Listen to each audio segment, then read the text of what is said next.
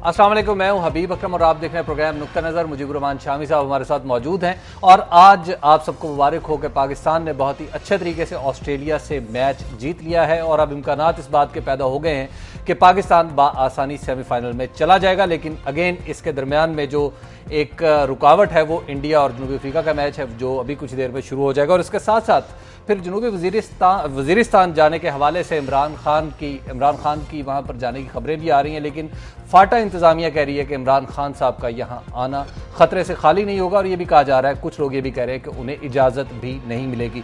इस मौजू पर हम बात करेंगे इमरान खान साहब के साथ और वो हमारे साथ मौजूद हैं। अस्सलाम वालेकुम खान साहब। जी वालेकुम सलाम। जनाब, पहले तो पाकिस्तान मैच जीत गया है, तो आपको कैसा लगा है? देखिए शामी साहब, मुझे क्योंकि मौका नहीं मिला, मैं ये ज़्यादातर तो इसमें ये वजीरिस्तान की जो हमारी ये 20 मार्च है इसमें मैं बिल्कुल धंसा रहा हूँ। लेकिन मुझे जो मैच की समझ आई है वो ये कि देखें शामी साहब, पाकिस्तान के जो स्पिनर्स हैं ना, हाँ जी, वो हैं पाकिस्तान की ताकत।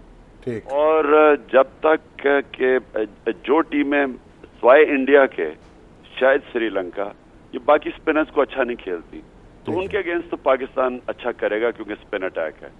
तो इनको मसला हमेशा हिंदुस्तान के सामने आएगा क्योंकि वो स्पिन को अच्छा खेलते हैं। लेकिन अब तो खैर अब हिंदुस्तान के मैच पे डिपेंड कर रहा है कि पाकिस्तान सेमीफाइनल में जाता है या नहीं, क्योंकि अभी तो रन रेट अच्छा है पाकिस्तान का इंडिया की निस्बत।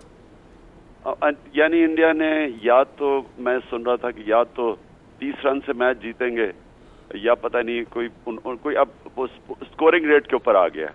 तो यह हिंदुस्तान का मैच के ऊपर डिपेंड करता है। अगर तो हिंदुस्तान मार्जिन से नहीं जीतता तो फिर पाकिस्तान सेमीफाइनल। वर्ल्ड कप पे आपकी क्या प्रेडिक्शन है? वर्ल्ड कप हम लेके आएंगे शामी साहब? अगर तो 50 ओवर का वर्ल्ड कप हो ना, उसमें ज्यादा आसान होता है। 2020 है ना जी, सबसे मुश्किल है। इसमें आप अंदाजा लगाएं क्या होगा, क्योंकि इसमें कोई 3-4 ओवरों में मैच बदल जाता है और एक दफा बदलता है तो टीम का वापस आना मुश्किल होता है। 50 ओवर का जो मैच होता है उसमें अगर आपसे गलती हो भी जाए शुरू में तो आप वापस आ सकते हैं। मसलन हिंदुस्तान के खिलाफ पाकिस्तान की जब पहली विकेटें गिर गई तो उनका फिर मैच में आप वापस आना बड़ा मुश्किल हो गया। अगर यही 50 ओवर मैच होता तो ये वापस आ सकते थे। तो इसमें ये कहना कि कौन जीतेगा ये सब बहुत मुश्किल है। तो खान साहब, जो सियासत का मैच आप खेल रहे हैं, ये 50 ओवर्स का है या 20 ओवर्स का है? शामी साहब, ये तो टेस्ट मैच है, तो 5 दिन का पूरा मैच है। इसमें ऊंच नीच जाती रहेगी, लेकिन आखिर में वो टीम जीतेगी जिसमें क्लास होगी, यानी जिसको अवाम समझेगी कि वो इस मुल्क में तब्दीली ला सकती। तो ये इसमें ऊंच नीच होती रहेगी तब तक, लेकिन जैसे ही ये केयरटेकर सेटअप आएगा तो आपको एक साफ नजर आ जाएगा इस मुल्क के अंदर लहर जो तब्दीली के लिए, यानी अवाम फैसला कर बैठी है तब्दीली का। नहीं, अभी तो ये खबरें भी आ रही हैं ना कि IRI का सर्वे आया है, आपके जो मुखालिफ जमातें हैं वो बहुत शद्दोमत से उसे पेश कर रही हैं कि तहरीक इंसाफ की पॉपुलैरिटी मुतासर हो रही है। तो आप कैसे देखते हैं इसको? देखिए ना, IRI का जो सर्वे है ये बिल्कुल तब्दीली का सर्वे है, आपके सामने है। अब ये हाँ जी, कि सबसे पहले तो एक चीज तो अब नजर आ गई ना कि नून लीग ये कह रही थी कि अगर तहरीक इंसाफ को वोट देंगे तो आसिफ जरदारी वापस आ जाएगा। आसिफ जरदारी को उसकी शक्ल दिखा के डरा रहे थे लोगों को कि अगर आपने तहरीक इंसाफ को वोट दिया वो वापस आ जाएगा। तो एक चीज तो साबित होगी कि आसिफ जरदारी ने पीपल्स पार्टी को तबाह कर दिया, यानी वो तो बिल्कुल गिर गई है। दूसरी चीज ये हुई कि जो तहरीक इंसाफ का जो नीचे आया ये जो सपोर्ट बैंक कह लें, वो किसी और पार्टी में नहीं गया, वो तब्दीली का था। उसमें कंफ्यूजन पैदा कर दी कि जी इसमें पुराने ही लोग आ गए हैं, ये तो वही लोग हैं, ये तो तब्दीली की जमात नहीं है। और इसमें इनका मीडिया सेल्स का बहुत हाथ है, हम कमजोर थे, तो उसमें उन्होंने कंफ्यूजन पैदा कर दी, लेकिन वो किसी और के पास नहीं गई।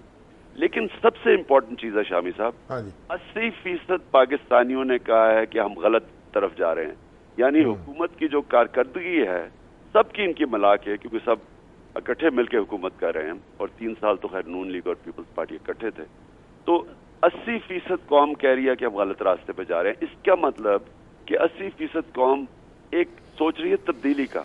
तो जिसने ये उनको मुतमईन कर दिया कि वाकई तब्दीली वो ला सकते हैं और वो हफ्ते और इलेक्शन तक ये पीरियड है, तो تو عوام اس کے ساتھ جائے گی اور لینڈ سلائڈ ہوگی شامی صاحب. تو آپ یہ جو انتخابات جو ہیں کب تک مکمل ہو جائیں گے آپ کی جماعت کے؟ شامی صاحب ہمارا یہ جو ایک وجہ جو ہمارا یہ گراف گرا ہے اس کی ایک بہت بڑی وجہ یہ ہے کہ ہماری 2 مہینے سے ساری آرگنائزیشن ڈیزالو ہیں. یعنی ہماری پارٹی کا سٹرکچر کیونکہ الیکشن کی تیاری ہے تو سب عہدے ختم ہو گئے ہیں سوائے سینٹر کے. تو وہ اس وقت پارٹی اور اس میں آپس میں ہی ظاہر ہے الیکشنز ہو رہا ہے, آپس میں لڑ رہے ہیں ہماری پارٹی والے.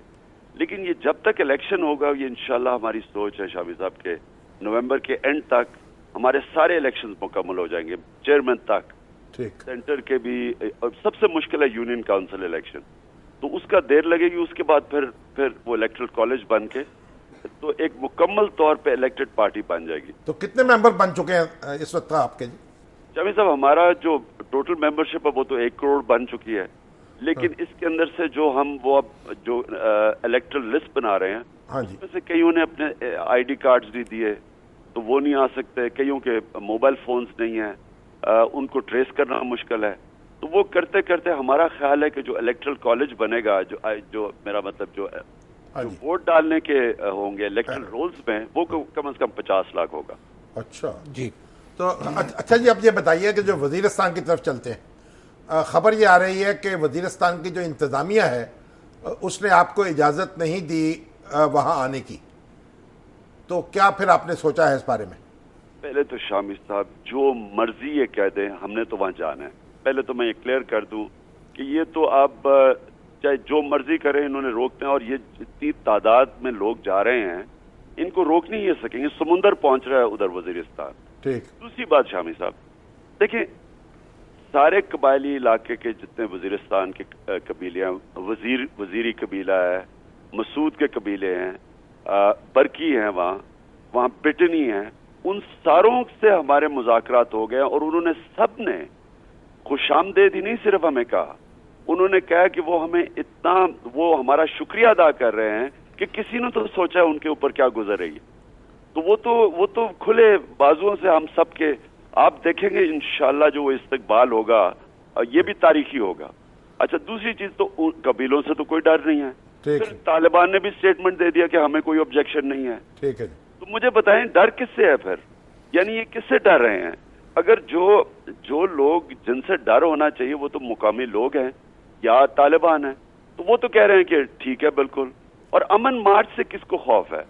تو شامی صاحب مجھے جو لگ رہا ہے وہ یہ کہ یہ پارٹیز جو پاور میں بیٹھی ہیں سب ڈر گئی ہیں.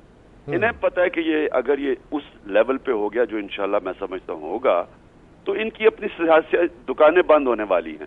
اب وہاں کے جو 1-2 پولیٹیشینز ہیں, مجھے پتہ ہے جس کو سب سے زیادہ خطرہ ہے وہ مولانا صاحب جو وہاں ہیں, وہ وہاں تقریریں کرتے پھر رہے ہیں کہ یہود اور نصارہ آ رہا ہے.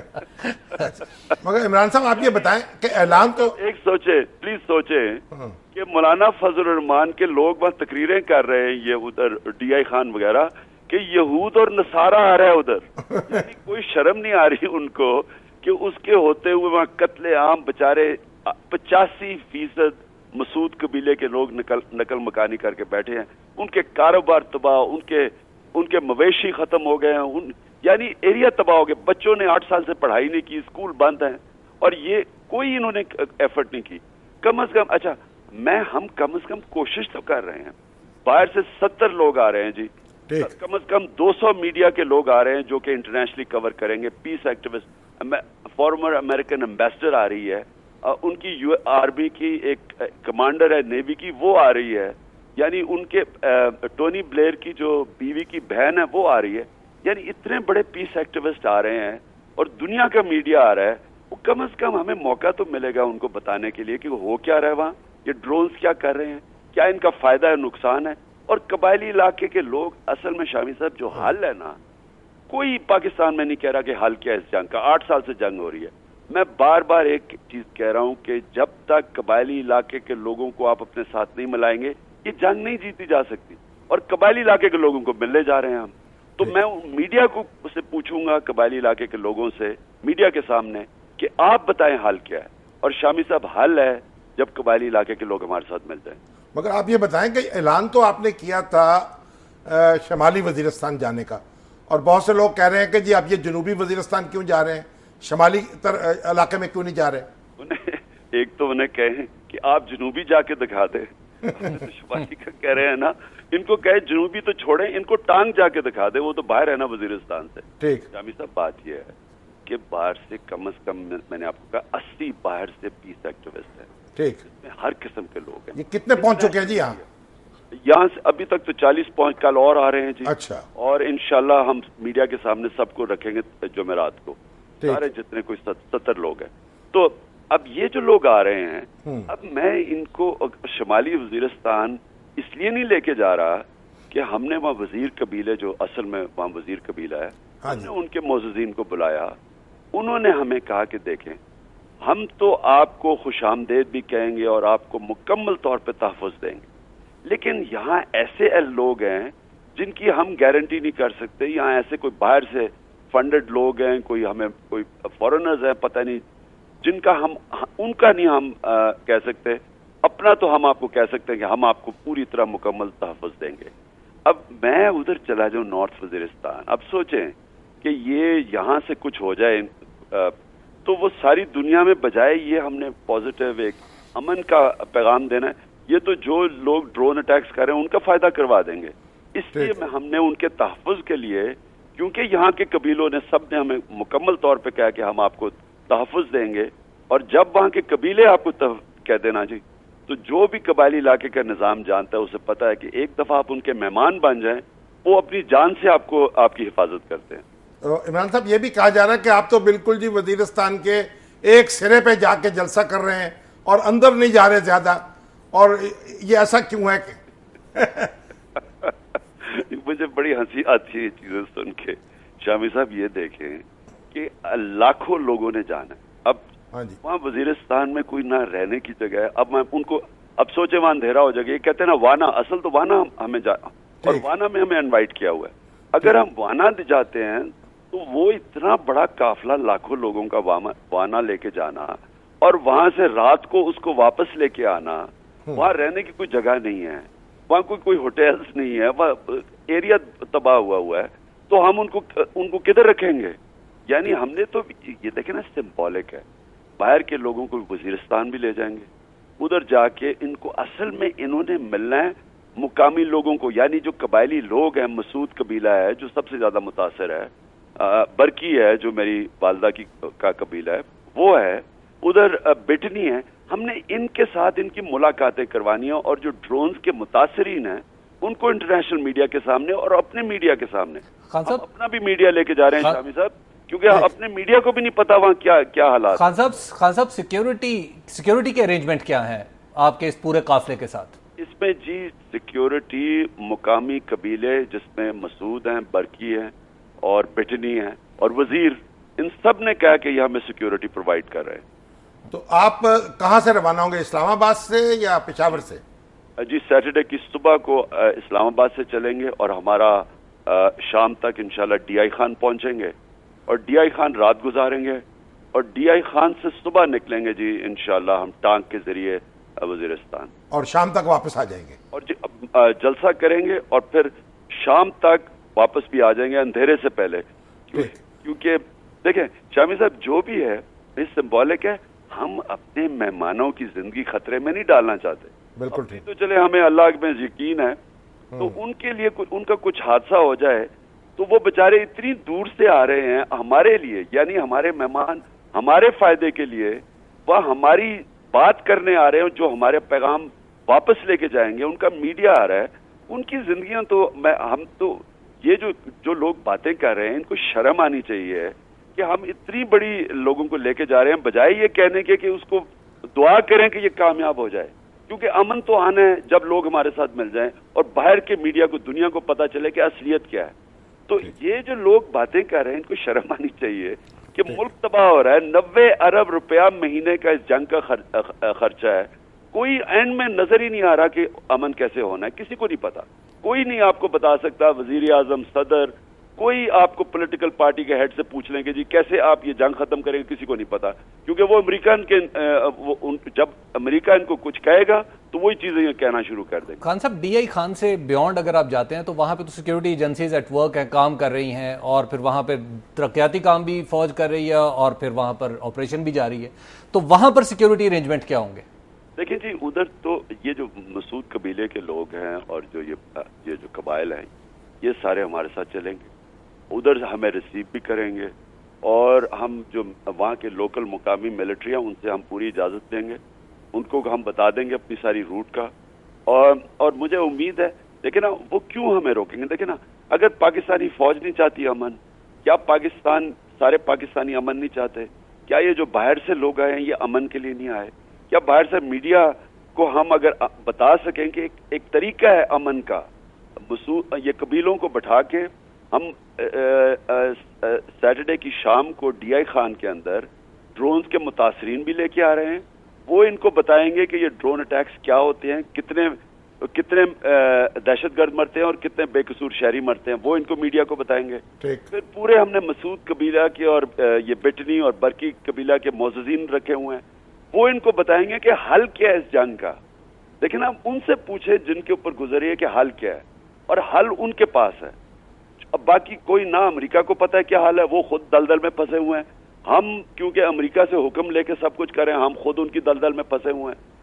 ہمارا ملک تباہ ہو رہا ہے. اگر یہ جنگ انتہا پسندی کے خلاف تھی تو شامی صاحب آپ مجھے بتائیں کہ 8 سال پہلے زیادہ انتہا پسندی تھی یا آج ہے؟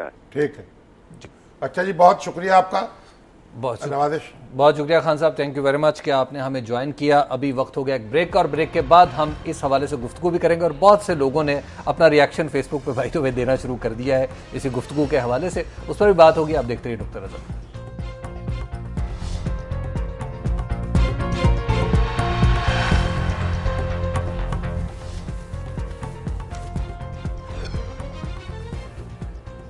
نقطہ نظر میں ایک بار پھر خوش آمدید. بریک پر جانے سے پہلے ہم بات کر رہے تھے پی ٹی آئی کے چیئرمین, پاکستان تحریک انصاف کے چیئرمین عمران خان صاحب سے. شامی صاحب, عمران خان تو بڑے ڈٹرمن نظر آتے ہیں کہ وہ اتنا بڑا قافلہ لے کے جائیں گے, اور ایک سیکیورٹی رسک لے رہے ہیں وہ اتنے بڑے قافلے کا لے جا کے. دیکھیے, رسک تو لینا ہی پڑتا ہے نا, اگر خواہی حیات اندر خطر سی. اقبال نے کہا ہے کہ اگر زندگی چاہیے نا تو خطروں میں رہنا پڑے گا. یعنی خطرے میں رہنا جو ہے نا وہ تو پھر انسان کا امتحان ہے.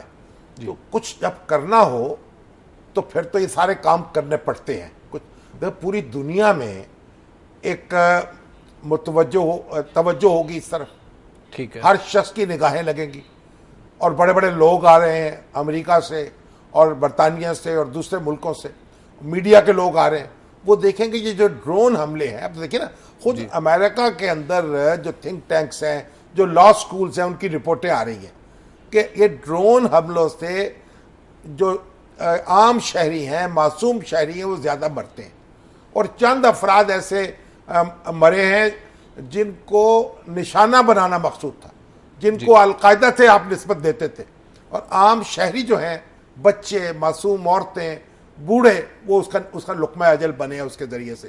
تو اب عمران صاحب جو کہہ رہے ہیں کہ وہ لوگوں کو بتائیں گے, وہ ڈرون حملوں کے جو افیکٹیز ہیں, جن کے عزیز و اقارب ان کی نظر ہو چکے ہیں, جن کے چیچڑے اٹھ چکے ہیں, بعض اوقات تو میت کا بھی پتہ نہیں چلتا کہ یہ انہوں نے کیا کیا ہے ان کے ساتھ.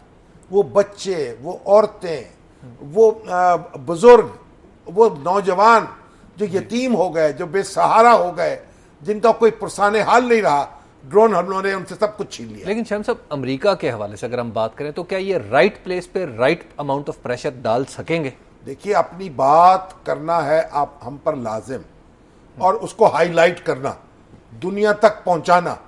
لیکن اس کی جو کوریج ہوگی, تمام American network TV وہ بھی کور کریں گے, اور جو مغرب کے ہیں وہ دوسرے حصے, ان میں بھی یہ جائے گی آواز. تو اتنی شدت سے آواز بلند ہوگی کہ اس کو محسوس کیا جائے گا, اور توقع رکھنی چاہیے اس کا کچھ نہ کچھ نتیجہ نکلے گا. دیکھیے, مغرب میں بھی رائے عامہ جو ہے وہ بیدار ہو رہی ہے, ان کو معلوم ہو رہا ہے. ابھی جنرل ایلن نے کہا کہ میں پاگل ہو جاتا ہوں جب وہ افغان فوجی جو ہیں ہمارے فوجیوں پر حملہ کرتے ہیں. دیکھیے, افغانستان میں کس چاؤ کے ساتھ کس دعوے کے ساتھ, کس تمطراق کے ساتھ فوج بنائی جا رہی تھی اور اس کو ٹرین کیا جائے. اب وہ فوجی جو افغان فوجی ہیں وہی حملے کر رہے ہیں امریکی فوجیوں پر, وہی حملے کر رہے ہیں نیٹو کے فوجیوں پر, ان کو مار رہے ہیں. گویا وہ خوف کی علامت بن گئے ہیں خود اپنے پیٹی بھائیوں کے لیے. اور شامی صاحب, اس جلسے کے حوالے سے اگر ہم اپنی مقامی سیاست کا جائزہ لیں تو حکومت خاموش ہے, وہ دبے سروں میں کچھ کام کر رہی ہے. نواز شریف بالکل خاموش ہیں, اور اپنے جو مولانا فضل الرحمان ہیں وہ کھل کے مخالفت کر رہے ہیں. نواز شریف صاحب تو دیکھیے خاموش نہیں ہیں, انہوں نے بھی ایک رویہ رکھا ہے اس دہشت گردی کی جنگ کے خلاف, لیکن یہ جو اس طرح کی ایکٹیویٹی ہے وہ عمران خان صاحب نے کی, وہ زیادہ سرگرمی سے یہ بات کرتے رہے. مولانا فضل الرحمان صاحب کا جہاں تک تعلق ہے, دیکھیے انہوں نے ایم ایم اے کی جب حکومت تھی وہاں پرویز مشرف کے دور میں, تو اس طرح کی صورتحال پیدا نہیں ہوئی. انہوں نے کسی نہ کسی طریقے سے حالات کو سنبھالے رکھا اور کوئی فوجی کارروائی کی نوبت نہیں آئی. لیکن ان کے جانے کے بعد حالات خراب ہوئے اور اب ان کے لیے بھی مشکل ہے, وہ اب ان سے توازن قائم نہیں ہو پا رہا. ان کے لیے چیلنج بن گئے ہیں عمران خان. اب ان کو لگتا ہے کہ ان کا جو اثاثہ ہے, حلقہ انتخاب جو ہے, حلقہ انتخاب ہے, وہ ان کے ہاتھ سے نکل رہا ہے. تو سیاستدانوں کے لیے حلقہ انتخاب کی بڑی اہمیت ہوتی ہے, اور مولانا فضل الرحمان جیسا آدمی بھی توازن کو بیٹھتا ہے.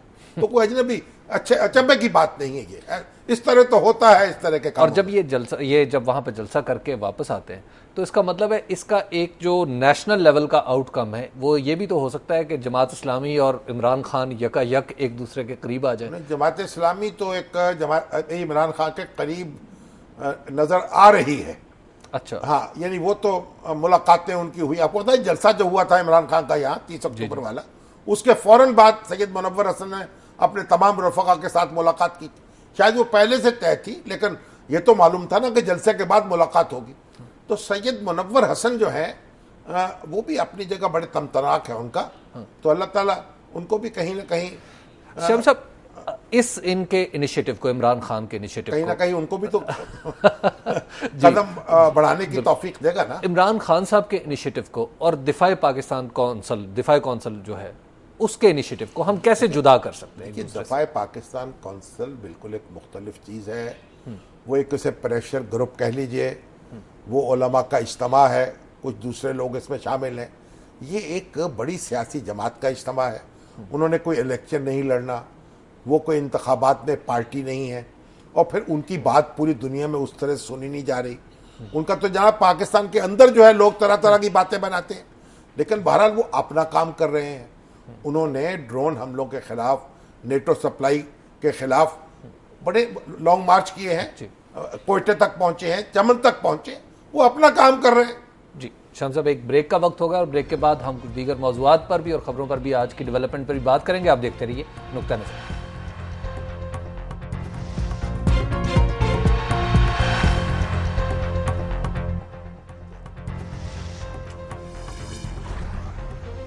نقطہ نظر میں ایک بار پھر خوش آمدید. جب عمران خان صاحب سے بات ہو رہی تھی, عمران خان صاحب تو شام صاحب کہہ رہے تھے کہ کچھ مشکل ہے 2020 میں پریڈکٹ کرنا کہ کون ٹیم جیتے گی. لیکن دیکھیے پاکستانی ٹیم کا ایک بڑا کمال ہے, جب سب کہہ رہے ہوتے ہیں ہار جائے گی تو جیت جاتی ہے, جب کہہ رہے ہوتے ہیں جیت جائے گی تو ہار جاتی ہے. اچھا, تو لہٰذا ہم خاموش رہیں یا کہہ دیں کہ ہار رہی ہے تاکہ جیت جائے؟ جب بھارت سے ہاری نا, جی, تو اس کے بعد آسٹریلیا کے مقابلے میں جب بات ہو رہی تھی نا مختلف چینلز پہ, تو بڑے محتاط ہو گئے تھے اور بڑے دبے دبے لفظوں میں کہہ رہے تھے, اور کئی لوگوں نے تو کہہ بھی دیا کہ امکان ذرا کم نظر آتا ہے, لیکن آسٹریلیا کے مقابلے میں جیت گئی پاکستان کی. اور ایک میں آپ کو عرض کروں, جو چینلز نے تبصرہ نگار اور تجزیہ کار بٹھا رکھے تھے, اگر ان کے سارے تجزیے جمع کر لیں جی, تو بالکل ایسے ہی تھے جیسے سیاست کے اوپر ہو رہا. یعنی کچھ سمجھ نہیں آ رہی, یعنی کوئی سمجھ نہیں آ رہی. ان کو بھی بیچاروں کو اتنا ہی پتہ تھا کرکٹ کا جتنا مجھے پتا ہے, بلکہ اچھا, اور آپ کو تو شاید وہ زیادہ ہی پتا ہو.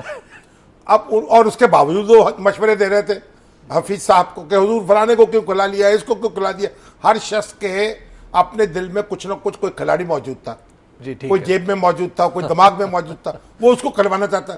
کہتا اس کی وجہ سے یہ ہو گیا, اس کی وجہ سے یہ ہو گیا. اب آپ دیکھیے وہی ٹیم ہے, وہی قیادت ہے. ایک لڑکا میرا خیال نیا آیا ہے, رضا حسن. جی, رضا, اچھا, وہ اس نے اچھا کام کیا اور مین آف دی میچ بھی بن گیا. لیکن وہ ٹیم نے کمال کیا, اور جیت گئی. اب جناب بالکل تبصرے اور تجزیے الٹے ہو رہے ہیں. تو اسی طریقے سے ایسا نہ ہو کہ سیاست میں بھی وہی جیت جائے جن کی قیادت پہ عدم اعتماد کا اظہار کیا یہ جا تو رہا ہو سکتا ہے سیاست میں بھی الٹا کام ہو جائے. جی. لیکن آپ اس وقت میں بتاؤں آپ کو, ابھی انڈیا اور ساؤتھ افریقہ کا میچ ہونے والا ہے. بالکل ہو چکا ہے, ہو رہا ہے اس وقت ہو رہا ہے. اب یہ سارا اس بات پہ ڈیپینڈ کر رہا ہے کہ ساؤتھ افریقہ کو انڈیا کس درجے کی شکست دیتا ہے. اگر تو عبرتناک شکست دے دی, یعنی دھواں دار, جی, اور اس کا رن ریٹ بڑھ گیا, تو پھر تو پاکستان سیمی فائنل میں نہیں پہنچے گا. اور اس وقت تک تو اب یہ میں نے بتایا مجھے کہ جو پاکستان کا رن ریٹ ہے نا وہ انڈیا سے زیادہ ہے. انڈیا کا -4.5 ہے رن ریٹ, ٹھیک ہے, اور پاکستان کا پازیٹیو 0.27 ہے. ٹھیک ہے. تو ابھی تو پاکستان آگے ہے, اور اگر معمول کی کارروائی میں انڈیا جیت گیا تو پھر وہ سیمی فائنل سے باہر ہو سکتا ہے. اچھا, ٹھیک ہے نا, تو اب دعا کا موقع ہے, دعا بھی تو کرنی یعنی ہمارا مفاد انڈیا کے نقصان سے جڑا ہوا ہے. نہیں, ہاں یہ تو ایسا ہے کیونکہ ساؤتھ افریقہ جو ہے جی, امکان یہی ہے کہ وہ ہار جائے گا. اگر وہ جیت جائے تو تب بھی دوسری اور باتیں تو پاکستان بھارت سیمی فائنل میں پہنچ جائے گا. شامی صاحب, وہ جو قیادت کی بات کر رہے تھے, کچھ جن کی قیادت پہ کم اعتماد کا اظہار ہوا ہے اس IRI کے سروے میں, ان کی قیادت کا بحران سندھ میں تو پیدا ہو گیا. انہوں نے جو سسٹم وہاں پر منظور کیا اس کے خلاف ایک ہڑتال, اور بڑی ٹھیک ٹھاک ہڑتال, جس میں پولیس کو مظاہرین پر شیلنگ بھی کرنی پڑی, لاٹھی چارج بھی کرنا پڑا. صورتحال یہاں تک پہنچ گئی. نہیں, اصل میں بات یہ ہے کہ زرداری صاحب کی اور الطاف حسین صاحب کی ملاقات تو کامیاب ہو گئی نا.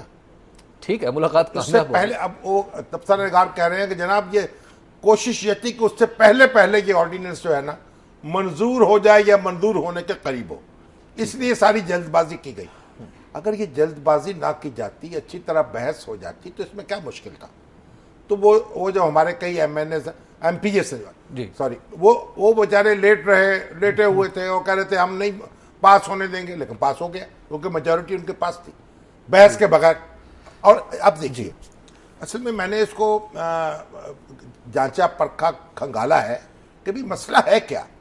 یہ تو سمجھ میں نہیں آ رہا. نہیں, اس سے مسئلہ مجھے یوں سمجھ میں آیا ہے اچھا, کہ ایک تو کراچی میں جو پولیس آرڈر ہے نا 2002 کا وہ بحال ہو جائے گا. ٹھیک ہے, جس سے پولیس کی انڈیپینڈنس غالباً بڑھ جائے گی. وہ جو کراچی پولیس جو ہے اس کا وہ ایک قسم کی ماتحت ہو جائے گی میئر کے, ٹھیک ہے, ایک طرح سے, اور باقی جگہ نظام دوسرا ہوگا. ٹھیک ہے, تو یہ دوسرا, یہ کہتے ہیں نا وہ پولیس جو ہے وہ باقی صوبے سے مختلف ڈسپلن میں کام کرے گی. جو پرویز مشرف صاحب کا آرڈر ہے 2002 کا, وہ وہاں لاگو ہوگا. ان کا باس میئر ہوگا تقریباً. اچھا, یعنی پورا نہیں لیکن قریب.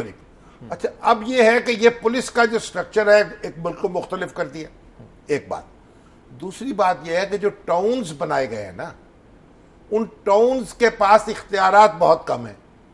ٹھیک ہے, جو TMAs تھے کراچی کے, میئر جو ہے نا, جی, اصل میں جو ٹاؤن کے ناظم ہیں ان کے پاس بھی اختیارات ہونے چاہیے, اور میئر کا کام جو ہے وہ کوارڈینیٹر کا ہونا چاہیے, رابطہ کار کا. ٹھیک ہے, تاکہ وہ نیچے تک جو منتقل ہو جائے اختیارات. تو یہ دو باتیں ایسی ہیں جن میں مجھے وزن نظر آیا ہے, اور یہ اگر سیاسی جماعتیں بیٹھ جائیں آپس میں تو اس مسئلے کو حل کر لیں تو یہ بہتر ہوگا. ایک بات تو یہ ہے.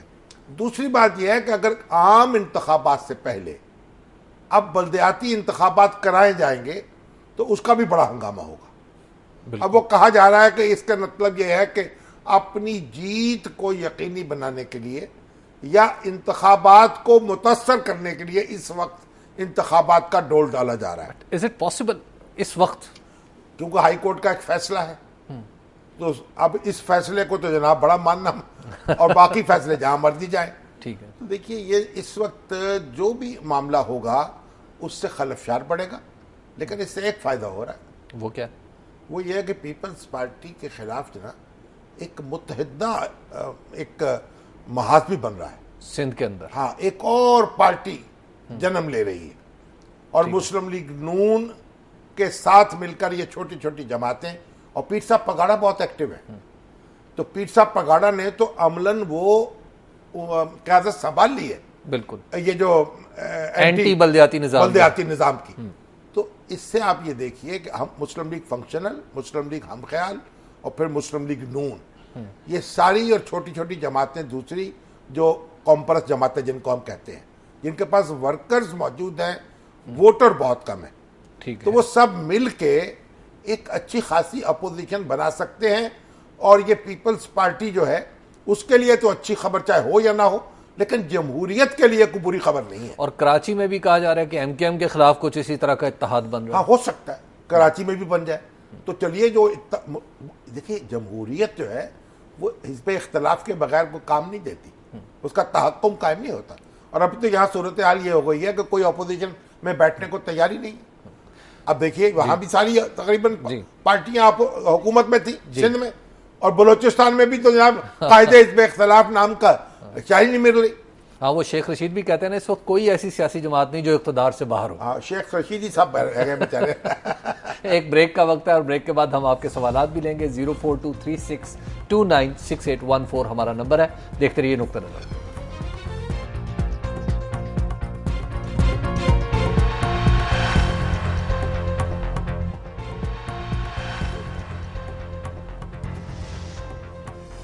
السلام علیکم شیخ، معاف کیجیے گا، خوش آمدید پروگرام میں ایک بار پھر. شیخ طلعت محمود صاحب ہیں فیصل آباد سے ہمارے ساتھ موجود. جی السلام علیکم شیخ صاحب. جی شیخ طلعت محمود ایڈوکیٹ فیصل آباد سے کر رہا ہوں جناب سیر فریق. تو آپ سب کی وساطت سے پورے پاکستان کو مبارک ہو، یہ کرکٹ ٹیم جیتی ہے پاکستان کی. اچھا ایک آپ کی وساطت سے ہاں جی ایک توجہ مضبوط کروانا چاہتا ہوں. ایک خاص آج میں نے شامی صاحب سے بات کی تھی صبح، تو میں یہ کہنا چاہ رہا تھا کہ اس وقت 18 کروڑ کے عوام میں سے کروڑوں لوگوں کے پاس بجلی کے جو میٹر لگے ہوئے ہیں. جب یہ شیر رشید کی بات ہو رہی تھی، آپ جلدی سے بتا دیں. ہاں جی ہاں جی فرمائیں، آپ جو اپنی بات کر لینا. جی میں یہ کہہ رہا تھا کہ شیخ رشید صاحب کی ابھی بات ہو رہی تھی، وہ اپنے پروگرام میں کہہ رہے تھے کہ میری پچھلی حکومت میں یہ میری کارگزاری ہے کہ میں نے مشرف دور میں پی ٹی وی بھوکا ہو گیا تھا، اس کو بجلی کے بلوں میں 35 روپے ڈال کے اربوں روپے کا فائدہ پہنچایا. ابھی اس زمانے میں انہوں نے مساجد میں بھیج دیا، گورکھوں کو بھی بھیج دیا، اور وہ لوگ جو تبلیغی جماعت کے تھے جن کے گھروں میں ٹی وی نہیں ہے ان کے گھروں میں بھی بھیج دیا. ان لوگوں کو کہا گیا کہ آپ ایک اسٹامپ پہ ہمیں لکھ دیں کہ آپ کے یہاں ٹی وی نہیں ہے. ابھی 3 ماہ ہوئے ہیں کہ پی ٹی وی نے تمام لوگوں کو دوبارہ 35 روپے کا وہ جو پی ٹی وی کا بل میں ڈال کے دے دیا گیا ہے. وہ اربوں روپیہ جو ہے وہ پی ٹی وی کو ان 2 مہینوں میں ملا ہے. اور میں یہ کہنا چاہتا ہوں کہ حکومت کی ان کارگزاری کی وجہ سے عوام کا یہ حال ہو گیا ہے. ٹھیک ہے، آپ کی بات پہنچ گئی. شیخ صاحب کو جناب یہ یعنی اعتراض ہے کہ بجلی کے بلوں میں 35 روپے لگ کے پی ٹی وی کی فیس وصول کی جا رہی ہے. وہ بیسیکلی اب تو کہتے ہیں وہ ٹیلی ویژن کی فیس ہے. پتہ نہیں کیا کام کرتے ہیں ٹیلی ویژن کا. خرم صاحب ہیں فیصل آباد سے. جی السلام علیکم خرم. وعلیکم السلام سر، میں خرم بول رہا ہوں فیصل آباد کی تحصیل چک چمرا سے. جناب علی شامی صاحب، میں اپنا ساہیوال سے آپ کے بیورو چیف ہیں الطاف الرحمان صاحب، میں ان کا بھانجا ہوں، چک چمرا سے بول رہا ہوں. چلیے ماشاءاللہ فرمائیں حضور. اچھا سر، یہ بات تھی کہ میں نے کرکٹ کے حوالے سے بات کرنی تھی اور میں نے آپ کا نمبر لینا تھا، اور میں ایسا ایک پلیئر بتانا چاہتا ہوں جس کی وجہ سے پاکستان 180 سے 200 رن بنا سکتا ہے. یہ ہمارا بیٹنگ آرڈر غلط ہے، تو میں نے وہ آپ کو بیٹنگ آرڈر لکھانا ہے. ٹھیک ہے، مجھے اپنا موبائل نمبر. جی اب آپ کو جس نمبر پہ آپ نے ابھی فون کیا اس پہ کر لیجئے گا، کل آپ کا بیٹنگ آرڈر نشر کر دیں گے، مگر اس وقت تو میچ ہو چکا ہوگا. شایان صاحب ہیں رحیم یار خان سے. جی السلام علیکم. جی وعلیکم السلام، شاہان شیخ بات کر رہا ہوں جناب رحیم یار خان سے. ابھی خان صاحب کی بہت اچھی گفتگو چلی، مگر میں مطمئن نہیں ہوں ان کی گفتگو سے. اچھا، کیونکہ وہ سوائے ایڈورٹائزمنٹ اور شو آف کے کچھ بھی نہیں کرتے. یہ سیاست جو ہے وہ اسی چیز کا نام ہے کہ آپ اپنا نقطہ نظر بیان کرتے ہیں، اس پر اس کا ایک نقشہ بناتے ہیں. سیاست یہی ہے، جلسے ہوتے ہیں، جلوس ہوتے ہیں. جی انصر صاحب ہیں مظفر آباد سے. جی السلام علیکم انصر. وعلیکم السلام شامی صاحب، السلام علیکم. وعلیکم السلام. میں سب سے پہلے آپ کا پروگرام ہم لوگ بڑے شوق سے بیٹھ کے دیکھتے ہیں، اسپیشلی کشمیری جتنے بھی ہیں. بہت مہربانی جناب. اس طرف کے کشمیری بھی آپ کو ایک محبت کی نگاہ سے دیکھتے ہیں، اور اس طرف کے کشمیری بھی. شامی صاحب ایک گلہ بھی ہے، وہ یہ ہے کہ آزاد کشمیر کے اندر جس طریقے سے ایک حکومت کو بنا کے اس طرف جو میسج ابھی دیا گیا وہ بھی ہم سمجھتے ہیں کہ آپ ہی طرح کے لوگ وہ آواز اٹھائیں گے. اور پھر ہمیں یہ بھی گلہ ہے کہ جنہیں ہم سمجھتے تھے کہ وہ مسلم لیگ کے وارث جماعت ہیں اور مسلم لیگ کا جو نواز شریف صاحب ہیں, انہوں نے بھی جس طرح پاکستان کے اندر اپنی قوت کو تقسیم کرتے آئے, دائیں بازو کو تقسیم کرتے کرتے آئے. دیکھیے بات درست ہے آپ کی. دیکھیے یہ سیاست ہے, یہاں مختلف سیاسی جماعتوں نے حصہ لیا. مسلم کانفرنس اور مسلم لیگ نون کے درمیان اختلاف پیدا ہوا اور پہلی بار مسلم لیگ کو وہاں بنایا گیا اور وہ بھی پارٹی بنی الیکشن میں. یہ بہت انفارچونیٹ تھا, لیکن یہاں جو کچھ بھی ہوا ہے ووٹ کے ذریعے ہوا ہے اور کوئی جبر نہیں ہوا ووٹ دینے والوں پر.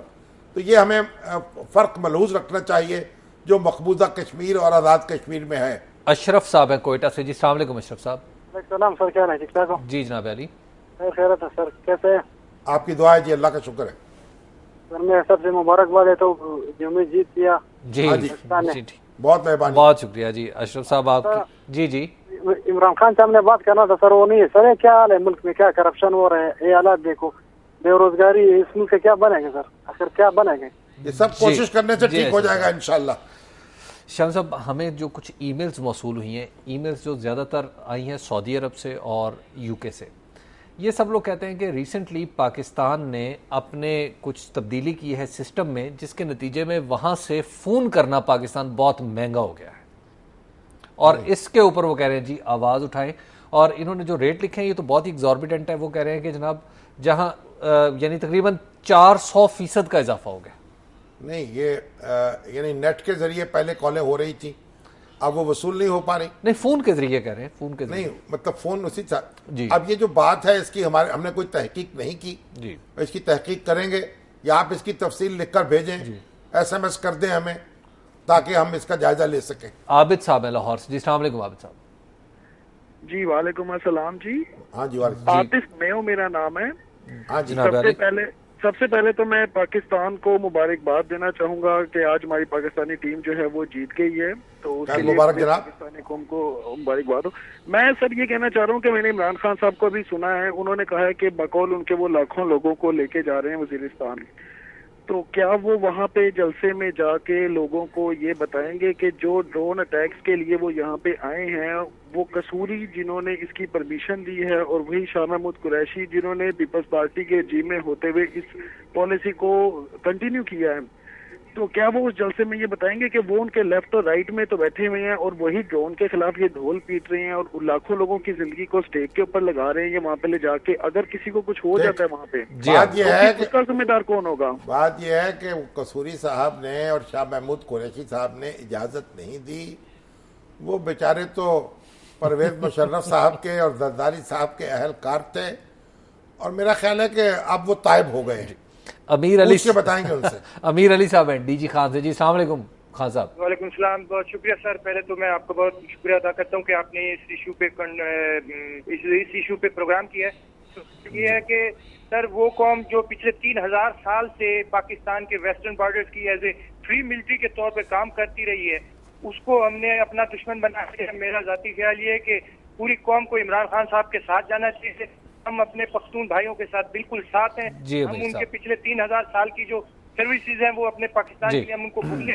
بالکل ٹھیک ہے. جی ٹھیک ہے. شعیب صاحب ہیں میاں والی سے. جی السلام علیکم شعیب. 3000 سال سے پاکستان کے لیے جو خدمات انجام دی جا رہی ہے وہ جی شعیب صاحب ان کی قدر کی جانی چاہیے.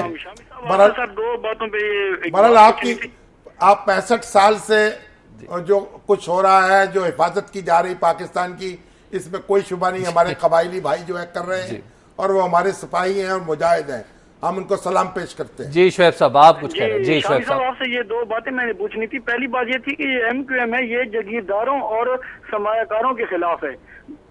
مطلب یہ کہ عوام کو کہتے ہیں کہ ہمارا یہی ایجنڈا, لیکن اب یہ دیکھیں تو انہوں نے جناب محترمہ بھٹو کو ووٹ دیا, نواز شریف کو ووٹ دیا, وہ جگیردار تھیں, یہ سرمایہ کار ہیں. اس گورنمنٹ میں آپ دیکھیں وہ کہتے ہیں بھائی جن کو لوگ الیکٹ کریں گے انہی میں سے انتخاب کریں گے نا کسی کا. دسترخوان پر جو چیز موجود ہوگی اسی کو تو کھائیں گے نا. جاوید صاحب ہے لاہور سے. جی السلام علیکم جاوید صاحب. وعلیکم سر, میری ہے نا شامی صاحب سے ایک ریکویسٹ تھی. ہاں جی. وہ یہ کہ ایک تو ان کا جھکاؤ بہت ایم کیو ایم کی طرف ہے، اور سیکنڈ تھنگ از کے نواز کے حوالے سے آپ کہاں سے بول رہے ہیں؟ نواز صاحب کے حوالے سے آپ کبھی وہ نہیں کرتے کہ وہ سرکاری پیسے پہ سیاست کیے جا رہے ہیں، کبھی آپ نے ان پہ وہ کرٹیسائز نہیں کیا۔ جاوید صاحب جی لاہور سے، جی میں تو بھائی کسی کے بارے میں بھی لوز ٹاک نہیں کرتا، لیکن جو بات کرنے کی ہے وہ کرتے رہتے ہیں۔ ارشد صاحب دبئی سے، جی السلام علیکم۔ راشد جی راشد صاحب جی شامی صاحب سے بات کرنی تھی، وہ اصل میں یہ میں کسی سیاست پہ بات تو نہیں کر رہا، یہ میں دہشت گردی کے حوالے سے بات کرنا چاہ رہا ہوں کہ پاکستان میں جتنی بھی دہشت گردی ہو رہی ہے، اگر آپ کو یاد ہو تو ریمنڈ ڈیوس کے کیس میں جب وہ پکڑا گیا تھا تو کچھ انکشافات ہوئے تھے کہ ایسے بہت سارے ریمنڈ ڈیوس موجود ہیں جو کہ ہمارے لوگوں کو خرید کر اور ہمارے خلاف استعمال کرتے ہیں۔ تو کیا ان لوگوں کا سدے باپ نہیں ہو سکتا کہ ان کو پکڑا جائے جو کہ جن کو ویزے دیے گئے تھے، جو کہ یہاں پہ ایڈوائزر کے طور پہ آئے تھے یہاں پہ؟ بہت سے نکالے جا چکے ہیں اور بہت سے جو ہیں ان کا گھیرا تنگ کیا جا رہا ہے۔ آپ پریشان نہ ہو، آپ چوکس رہیں اور جب بھی ان کو دیکھیں ان کی اطلاع کر دیں۔ شاہ صاحب ہمارے پروگرام کا وقت ختم ہو گیا ہے تو ہماری سائن آف کا ٹائم ہے، کل پھر ہم اسی وقت اور اسی جگہ سے آپ کی خدمت میں حاضر ہوں گے۔ کل تک کے لیے اجازت دیجیے، خدا حافظ۔